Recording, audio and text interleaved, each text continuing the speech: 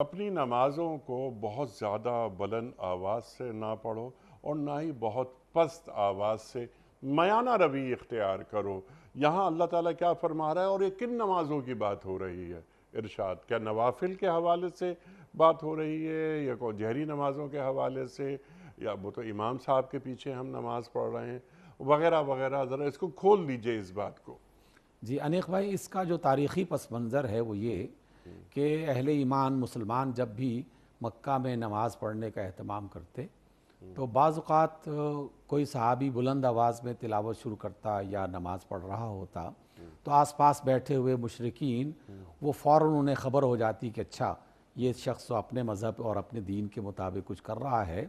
تو انہیں فوری طور پر موقع مل جاتا اور وہ اکٹھے ہو کر مذاق اڑانا شروع کر دیتے، تمسخر کرتے، آوازیں کستے۔ تو پہلا جو اس کا حصہ ہے وہ تو اس اعتبار سے ہے کہ آپ صلی اللہ علیہ وسلم کو اس بات کی تعلیم دی گئی کہ آپ اپنے خود بھی اور اپنے ساتھیوں سے یہ کہیں کہ وہ اتنی بلند آواز میں نماز نہ پڑھیں کہ کفار کی طرف سے یہ جو شر اور خرابی ہے یہ ظاہر ہونے لگے اور ان کو پتہ چل جائے کہ یہ مسلمان عبادت کر رہے ہیں۔ اور اس کے ساتھ ساتھ یہ بھی فرما دیا کہ ایسا بھی نہیں ہے کہ آدمی نماز پڑھ رہا ہو یا کہیں کوئی باجماعت ہو رہی ہے نماز یا اس طرح کی کوئی اجتماعی صورت میں یا چند افراد مل کے نماز پڑھ رہے ہیں اور وہ اتنی ہلکی ہو جائے کہ اپنے ساتھیوں کو بھی سنائی نہ دے۔ تو اس کا پس منظر ابتدائی طور پر تو اس موقع کی مناسبت سے سامنے آیا کہ جب مشرکین اور آپ کے مخالفین نماز کی حالت میں آپ کو پریشان کیا کرتے تھے، آپ کے اصحاب کو پریشان کیا کرتے تھے۔ پھر اس آیت کو قرآن مجید کے بارے میں یہ بات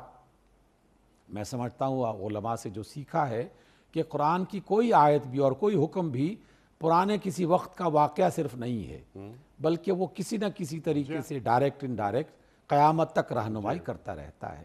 تو اس اعتبار سے